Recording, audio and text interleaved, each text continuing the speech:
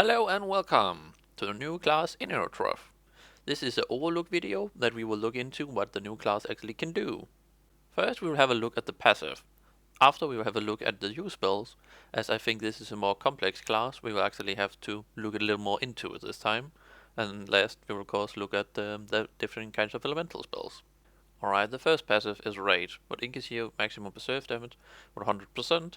And also when you drop below 50% health, you gain 1 AP and 1 MP. I would say this is an alright spell if you build your Eliotrope to be more like a tank and melee based. If not, I would suggest not to get this one. Next you have Enthusiasm, for increases your maximum dodge by 60. When you jump from one portal to another, you will then be healed for 5% of your maximum health. This can only occur once each turn. By removing a portal, when either an ally stands in it or yourself stands in it, you will gain 1 AP. Next up we have Effervescent, would increase your maximum initiativity by 40. It also reduces the AP cost of exhortation by 1. When exhortation is used, increase your damage by 60% for that current turn. Next up we have Sublimation, increase your distant damage by 60%. Reduce the AP cost of prevention by 1. Increase the range by time breach by 2, and increase the range of portal by 1. Last up we have Resilience, would increase your close combat damage by 60%. Also, the start of your turn will increase the resist by allies who stand near you by 60% and decrease the resist of enemies who stands near you by 60%. Alright, now we know a little about the passives, and now let's have a look at the use abilities. Next up we're gonna have a look at portals. Portals are kind of the main mechanic of the Eliotrope. If you cast Portal on an ally, they will be teleported to the closest portal to them. If you cast Portal on a portal, you'll remove the portal. It has unlimited range and will also refund the AP cost. If you cast Portal on an empty cell, you will then place a portal. Any of those actions will consume a portal charge. Portal charges. Portal charges are used to cast portal spell. The Eliotrope starts the combat with 2 portal charges. He will regain 1 portal charge each turn. He can maximum have 2 portal charges at a time. Alright, now I'm going to explain how the portals actually work and how you use them. All players, both allies and enemy, can teleport between 2 portals of the same team. This means if you are in a PvP match, the enemy can also use your portals to move around in. Your team's portal will be colored blue and the enemy's team will be colored red. You cannot travel from a blue to a red or from a red to a blue. The cost of moving from one portal to another is 1 MP. If you move more than 5 cells away when using the portals, you will suffer a debuff called Long Time Portals to Station. Long Time Portals to Station will lower your final damage by 20% and your final resist by 20%.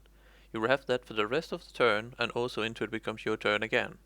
Each team can maximum have 4 portals. With 1 control you can summon 2 portals, with 2 control you can summon 3, and with 3 you can summon 4. Doesn't really make sense, but that is how it works. One of the big benefits by the Eliotrope is some of the spells can travel through the portal.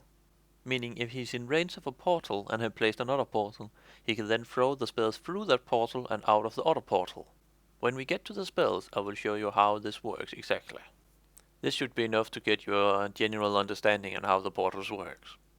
Next up we have Exhortation. Exhortation is the spell you use to switch between the 2 stages. The first stage is Calm, and you will always start in Calm state whenever you enter the battle. Whenever you suffer damage in Calm state, you'll regain 1 Wakfu point. The second stage is Exalted, and will increase your total damage by 20%. It will also consume 1 Wakfu point. However, when in Exalted state, you will also take 10% more damage. This spell can only be used once each turn. Next up we have Time Breach. Time portal to the selected cell and has 3 turns cooldown. Alright, next up we have Perenstrian. If cast on yourself and you die before it becomes your turn again, you will then be revived and healed for 20% of your maximum health, and you can no longer be revived. If you cast it on an ally and the ally dies before it becomes your turn again, they will be revived and healed for 20% of their maximum health and can no longer be revived. However, if they live, they will be healed for 20% of your current health and can no longer be revived. The last use spell is called Incubation. When applying Incubation on a target, you will apply 2 effects on them. You will apply the first effect, Crack, and the second effect that does so they cannot travel through portals. Crack scales with player level and will do more damage the higher level you are. For each AP, MP, and Wakfu point used in a spell, you will apply 16 Pierce on the target. Pierce will apply damage at the end of your next turn. However, it will do more damage if the target is below 50% health. And on the second turn you cannot apply more Pierce on the target. Another important note, it is only the Eliotrope who cast it that can apply Pierce to the target. Alright, now we have looked at all the passive and the usability, so now let's look at the water brands. First up we have Whack Me Ham. In calm state it removes 1 AP, in exalted state it does more damage. It can also travel through the portals, and it's definitely have nothing to do with Dragon Ball. Next we have Pulsations. It can also travel through portals. It has a decent range, however, when used with portals it can get an insane range. Next up we have Flawed. If you target an ally, it will switch places with them. However, this build cannot travel through portals. Next up we have Whirlwind. When attacking an enemy, you will push them back by 1 cell. Whirlwind also have a second effect if you stand in range of a portal. You can then cast Whirlwind on any portal and then push back anyone who stands close to the portal back by 2 cells. Last water spell is Barrier. After using Barrier, you will then deploy Eliotrope Barrier on the ground around you. Anyone who stands inside the barrier will take 20% less damage from anyone who's outside the barrier. Alright, time for the Earth brands. First up is the Varying Target. It's a line AoE and it also removes 1 MP. Next up we have Argent Distance. When attacking an enemy, you will also gain luck. You'll also get another buff called Argent Distance. This buff will reflect 50% of the damage you take back as earth damage, however this will not lower the damage you take. Another important note, it will only reflect the damage if the damage is taken from the front. It can maximum reflect 500 damage.